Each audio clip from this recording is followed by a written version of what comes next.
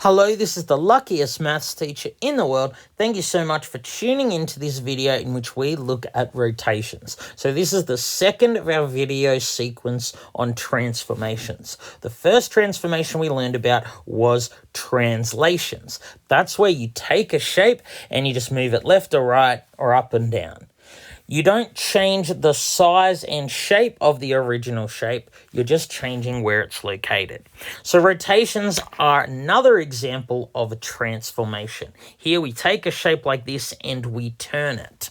So remember, the new shape is called the image. So when we rotate a shape, its image is the same size and shape, but it has a different position and orientation. This shape is the same as this, it's just up a different way, standing up a different way, and it's in a different position. So let's look at how we'd actually go about rotating a shape, and you'll need a protractor for this.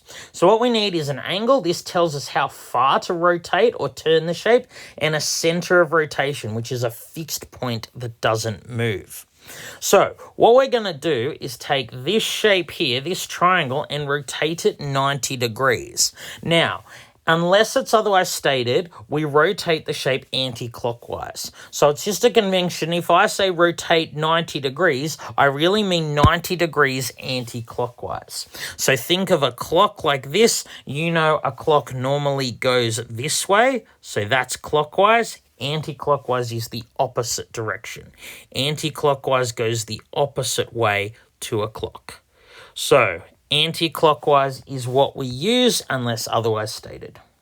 So when we're rotating this shape here, O is going to be our center of rotation. O is not going to move when we rotate the shape. A, B, and C, these points will all move, but O will stay where it is. This is the place. It's like we're going to rotate this shape 90 degrees about this point. So how do we actually do this? Well, similar to what we did with translations, we're not going to rotate every single point. We're just going to, in order to rotate the triangle, we're going to rotate each of the vertices one by one and then join them up. So let's start with A. So how am I going to rotate A 90 degrees? Well, what we're going to do is draw a line from this vertex, this corner, to the center of rotation. So I've done that here. Yours will look a lot prettier because you can use a ruler. Sorry, I can't use a ruler on the iPad. So what we're going to do with this line here is we're going to draw another line that is 90 degrees to this line. 90 degrees because that's the angle we're rotating. So if I want to draw a line 90 degrees, I can either go this way or I can go this way. So if I drew it this way, this would be clockwise because I'd be moving A down here. I want to go up here because A needs to be moved anti-clockwise. It needs to be turned in this direction, the opposite way than a clock goes. Now what I want to do is this line at 90 degrees, I want to be the same length as this line here. So at the end of this line is where A moves to. A is going to move to here. Remember, I use A dash to indicate where A has moved to. So now I'm going to do the same with B. I'm going to draw a line from B to the center of rotation. So again, I want to draw a line that's 90 degrees anti-clockwise to this line. So I could draw a line down here, but that would be clockwise. Moving B down here is clockwise. I want to move B over here. So I'm going to draw the line up here that's anti-clockwise, and it's going to be the same distance as this line here. And again, I call this point here B dash to indicate where B has gone. Now I'm going to do the same for C. I'm going to draw a line to the center of rotation, and then another line that's the same distance as that first line, but 90 degrees anti-clockwise. So for this distance here, I can either go this way, that would be clockwise. So I need to draw the line here and 90 degrees, so it's up around there. And so C would end up here. So now that I've rotated all of the vertices, all I need to do is join them up.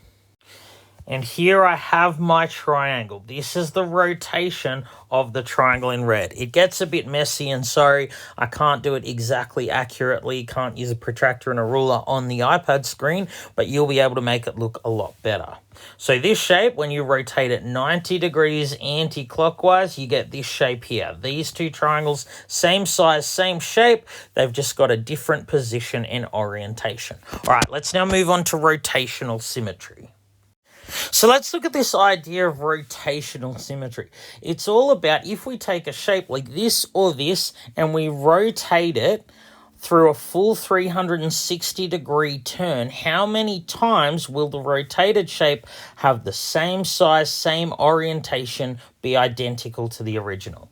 So for this shape here, I've got an identical shape here that's rotating. So in a full turn, let's count how many times this shape here is the same size, shape, and orientation as this one here. So we've got 1, 2, 3, and that's a full 360-degree turn. So this shape here has order of rotational symmetry equal to 3, because if I take this and I rotate it a full 360-degree turn in a full circle, there are 3 times that this shape down here is exactly the same as this shape here. In other words, there are 3 times I could take this shape here and place it perfectly on top of this shape here, every time one of these vertices is facing up.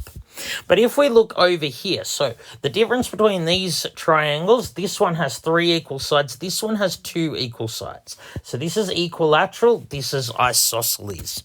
So let's look at this one here. Well, there's an identical shape that is being rotated all the way around 360 degrees. So let's look at its order of rotational symmetry. So you can see just about now, the shape is the same as that one.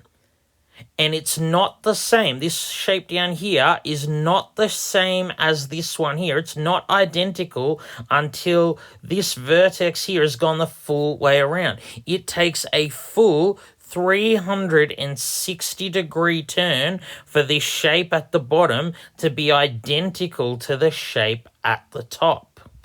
So this blue triangle with 2 equal sides has order of rotational symmetry equal to 1. So this means that you would need to rotate this blue shape a full 360 degrees around its center so that the shape would be exactly the same as the original.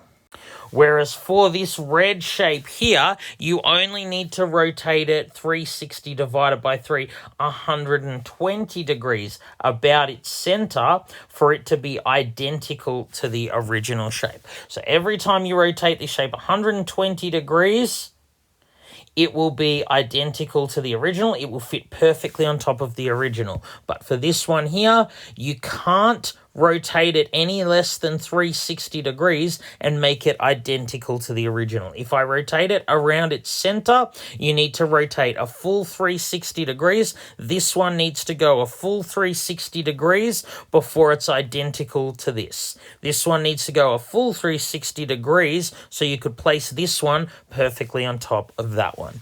All right, thank you so much for tuning into this video. This has been the luckiest maths teacher in the world. Have a great day.